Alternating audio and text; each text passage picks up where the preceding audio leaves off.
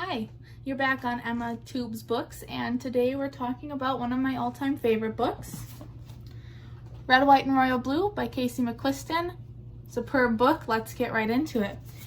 So I gave this a 4.8 out of 5, which translates to about a 96%, so it's a pretty high A. I'd be happy with that on my bio exam. Just a great book. I didn't find a lot of things I didn't like, but I will tell you what those few things were here. So I'm going to start again with the plot. The same 5 rankings I had for the last book I did. We're going to talk about plot, main character initial impressions, main character development, side character contributions, and then of course the overall connectedness of the story and the sense of the story ending. So here we go. The plot. I'm just going to say like superb, exquisite, period. I gave it a 4.75. I did dock a little bit there, and I'll get to that in a second, but first of all, let me just say, like, yes, okay, give me a steamy, globe-trotting relationship and a strange leather glove kink, and I'm hooked. Like, what else do you need in a book, you know? Like, that checks all my boxes. But really, truly, this book could do very little wrong for me. And I like that it's mature, you know, it's steamy, it's a lot of fun, it's grown up, these are college-aged people, I'm college-aged. It moves us out of YA into new adult, and I think it belongs there. I don't think it belongs in YA. But really, Alex and Henry both have such amazing stories in this book. I don't know how you couldn't read it. It's just so good, and I recommend it to everyone. My roommate just read it on my recommendation. She's not like in love with it like I am, but I'm not expecting everyone to be. I am obsessed, if you can't tell. I've read it a few times now, and just really hooks me. I don't know. I really like, as you read, you'll find out that McQuiston chose to include some personal correspondence via government email servers, and I can't think of a better use for those than erotic, risque, gay emails, you know? Like, if that's not what you're going to use them for, get out of the White House, you know? But yeah, anyway, I really also like that these characters were on such a public stage. If you don't know, this is Alex, the first son of the United States, and Henry, the Prince of England. I think he's the Prince of Wales, if I'm recalling correctly. And he has, like, you know, 7 names they talk about. That's kind of fun.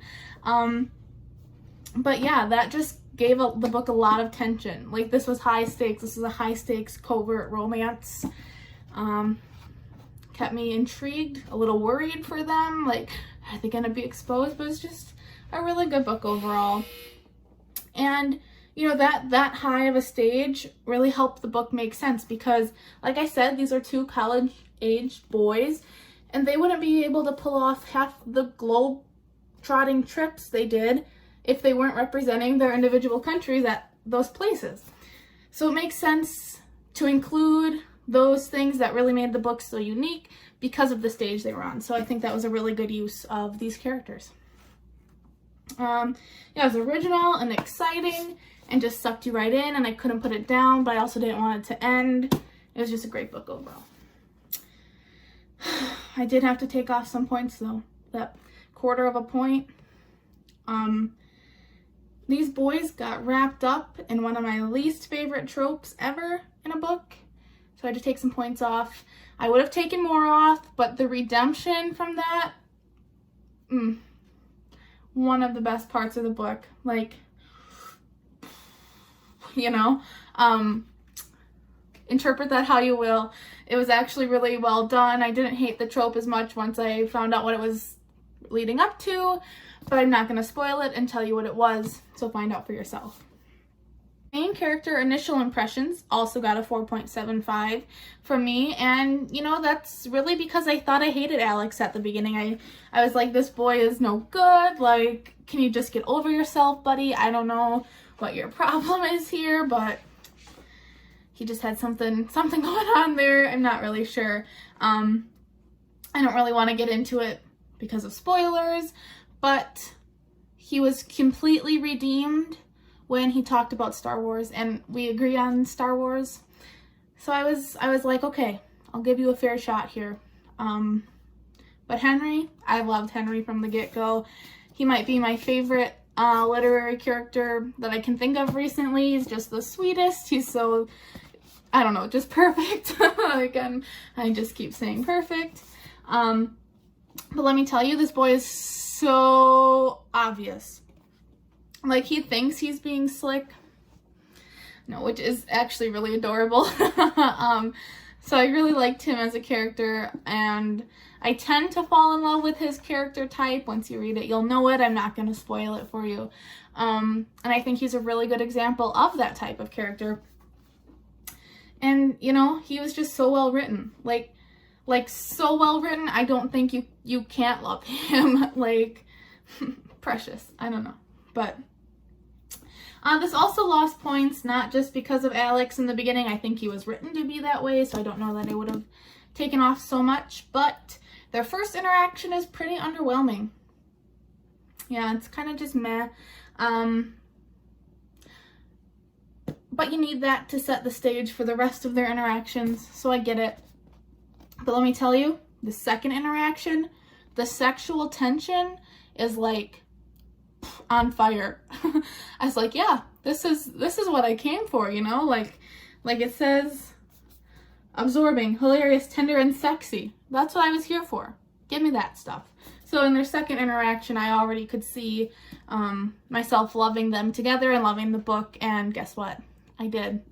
So really good redemption there from the first scene that kind of underwhelmed me. So obviously I don't hate Alex anymore. I told you he was redeemed. It wasn't just for the Star Wars thing. I actually gave the main character development a whole 5, which I don't often do because I'm a little critical, I guess, of the main characters. But Henry and Alex are so perfect by themselves and so much better together. Like, they just bring out the best in each other. Yeah, I consider Henry to be like my child, and I love him, and I'm not taking comments on that at this time. I don't know if it's because I love Henry so much that I feel like the book was kind of written for him, which is odd because it does center around Alex. This is written in the third person, and we follow Alex through his navigating his mom's campaign and his thing with Henry in school. So it does center around Alex, but I feel like Henry drives the story. Like, he's got the foot on the gas, and he's calling the shots here, which I really like. I'm going to say one thing about Henry. He needs to invest in a good therapist. I'm going to leave it at that. And you can find out why when you read it. Yeah, Alex, not my favorite, especially in the beginning. He is an entitled, spoiled brat. I mean, that's just how it is. He's not, like, super mature or anything like that. He's just kind of off-putting in the beginning, and I don't know if that's because I think I might be like that, so I'm like, but yeah, but I think when it counts, he's honestly the biggest puppy dog. He's a hopeless romantic, and he genuinely shows his, like, affection towards Henry and cares about him and has so much patience with him that I think he was redeemed as a character. At least for me, I thought he was redeemed even more than the Star Wars. And he kind of came a full 180 for me, and I, you know, props to the writing that could bring me from pretty much hating the character in the beginning to, like, being their biggest fan in the end. So I wish all the best for him. Also, I think they were just written together really well. Like, obviously this is a romance. These characters were made to go together, but they just honestly seem like the best versions of themselves when they're interacting with each other. And as they open up to each other, they come into, like, their true self. So I think that was done really, really well. And now they're out there living their best lives as their best person because they met each other. So that was really well done. Side characters. The side characters in this book set the bar for side characters in any other book I'm ranking at this point. Definitely a solid 5 here. I probably would give them like a I don't know, they can have as much as they want. Like, I don't care. Take it all. That's fine. So we have like Liam, Nora, June, Pez, Bea, and Philip. Those are our main people surrounding our main characters. Then we have the Queen of England, of course. The President of the United States, which is Alex's mom. So like woman power, you know, that was cool. Then we have some other political figures up in there, and then and Liam. Did I mention Liam? Yeah, he's that good of a side character that I need to mention him twice.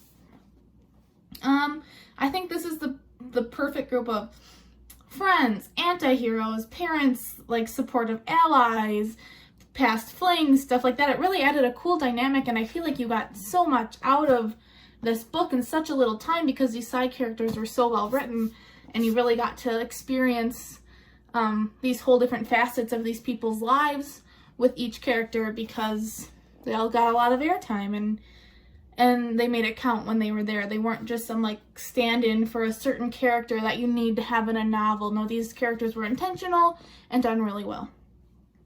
And Liam, just, you know, you'll learn Alex is such an idiot and Liam is a saint.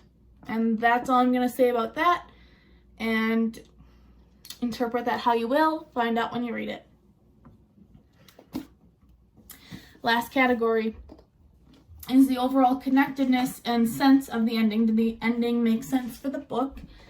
Yeah, I'm going to say yeah. I gave this a 4.5, which is my lowest category ranking for this book. I think the story was really connected, but I think that the political side of that kind of made it need to be connected. I feel like in politics, everyone's hands are in the same pot. Kind of the same for this story. Also, you know, this would be such a public event if these two were to be together. So that in itself makes it really connected to all this like whole web of politics and thoughts like that. So of course it was connected. I think that was the intention of writing it on this stage, was to show how delicate that balance would be. But there was a really, really cute part of connection through history that these two shared, which I loved. I don't know if it was like my hopeless romantic side or something, but their emails are just touching my heart. And I love historical references in a book. I think that makes it so much deeper and so much more real. You know, like they're living in my world. That's my history too. So I think that was really cool. The reason I took off half a point here is that the ending was good.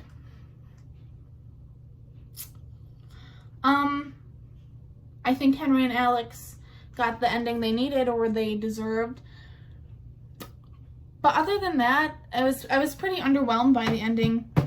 It was predictable in a way.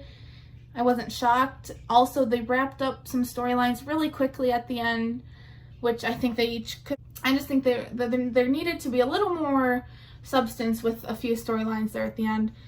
But this was focused on Alex and Henry, so it makes sense that when they kind of figured out what they were doing at the end, that we kind of got to breeze through those other ones. So that was okay.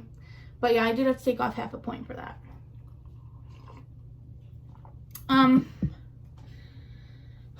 So this might be news to some of you, but I really love this book. I'm definitely recommending that you read it. I can't guarantee you're gonna love it as much as I do. I just recommended it to my roommate and she read it and she doesn't love it as much as I do. But that would be insane if everyone loved this book as much as I do. I love this book a lot. Like a lot. So, you know, give it a shot. Maybe it'll be your new favorite. Maybe you'll at least really enjoy it. What's there to lose here? Yeah, I mean, it can't hurt to try. Like, find it on Audible. Check it out at your library. Find a way to read this. It's so good. Yeah.